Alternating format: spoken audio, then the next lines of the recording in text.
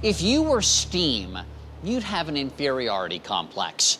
Because once upon a time, steam was a much bigger deal than it is today. There was a time when steam was king. It powered electricity and trains. It was amazing. I mean, now steam has been demoted to heating milk for a latte or to get wrinkles out of clothes. Well, steam may not be king anymore, but here at the Henry Ford, it's at least like a prince or a vice president.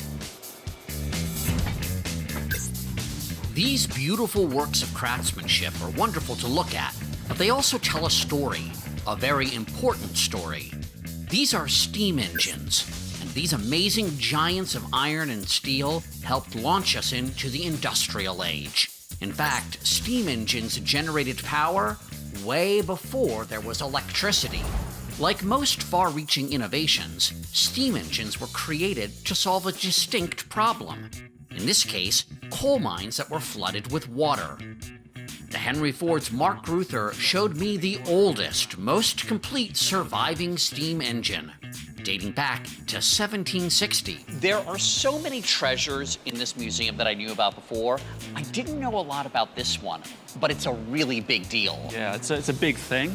This was a fixture in the community. It actually had an affectionate name. The locals called it Fairbottom Bob's. Fairbottom Bob. Fairbottom Bob's. Fairbottom Valley and Bob's, because I guess of the movement. So essentially, we've got a boiler. We've got a large mechanism for using the steam from that boiler. We've got pumps going on down into the mine that was the installation for this engine. This was to get water out of mines. Out of mines. Deeper you dig, more water that gets in there. Fairbottom Bob's worked by heating water inside the boiler, creating steam which was transferred to a cylinder with a piston inside. The pressure inside the cylinder drove the piston up and down, forcing a connected beam up and down, and causing a bucket on the other end of the beam to rise out of the mine shaft filled with water. So this is connected to this. Absolutely. Via that beam, via these chains. So this is why the engines were built in the first place. This is the pump. This would go down into the mine originally. This is the pump that would pump the water out of the mine. These technologies, these overgrown water pumps, are the beginning of the world that we inhabit now. But at the time, no one has a clue they're really changing what we then now understand as the Industrial Revolution.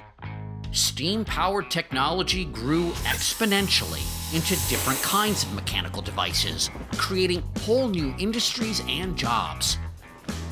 This one looks sleeker, a little more efficient. This was an engine designed by James Watt. And Watt is what a light bulb has, many of them. That's true. His name is used for that unit. And generally speaking, James Watt is sort of recognized by most people as the inventor of the steam engine.